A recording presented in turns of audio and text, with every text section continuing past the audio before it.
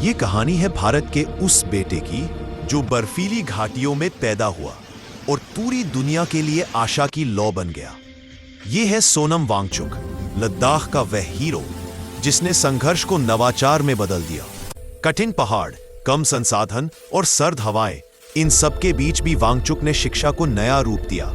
वांगचुक के जीवन का सबसे बड़ा योगदान है SECMOL, students educational and cultural movement of Ladakh की स्थापना।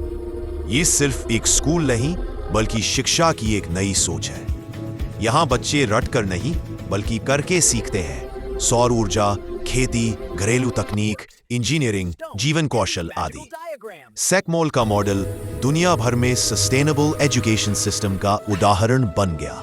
उनका एक और ऐतिहासिक योगदान है आइस स्तूपा तकनीक। गर्मियों में पानी की कमी से जूझते लद्दाख के लिए उन्होंने सर्दियों की बर्फ को एक विशाल बर्फ स्तूप के रूप में संरक्षित करने का तरीका खोजा। यह बर्फ धीरे धीरे पिघलती है और खेतों व बागों को पूरा गर्मी भर पानी देती है। इस तकनीक को दुनिया के कई पहाड़ी और रेगिस्तानी क्षेत्रों ने अपनाया। सोनम वांगचुक ने सौर ऊर्जा आधारित घरों, पर्यावरण अनुकूल निर्माण कार्य और ग्लोबल वार्मिंग पर जागरूकता फैलाने में भी महत्वपूर्ण भूमिका निभाई। उनकी बनाई सोलर हीटेड इमारतें 40 सीओ में बिना हीटर चलती है।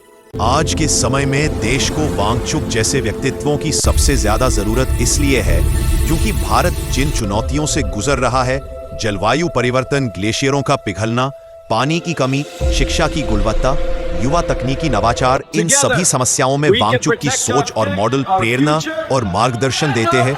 वे सिर्फ एक शिक्षक या इंजीनियर नहीं है बल्कि एक जन नेता, पर्यावरण संरक्षक और युवा प्रेरणा है।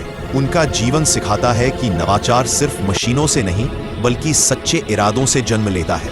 आज देश को ऐसे नेताओं की जरूरत है जो राजनीति से ऊपर उठकर समाज की मूल समस्याओं को समझें, विज्ञान और स्थानीय ज्ञान को जोड़ें और पर्यावरण अनुकूल विकास की राह दिखाएं। सोनम वांगचुक एक ऐसे भारत की कल्पना करते हैं जो आत्मनिर्भर, वैज्ञानिक, पर्यावरण जागरूक और सशक्त हो, और इसी वजह से वे देश की जरूरत है, न सिर्फ लद्दाख के लिए बल्कि पूरे भारत के भविष्य के लिए।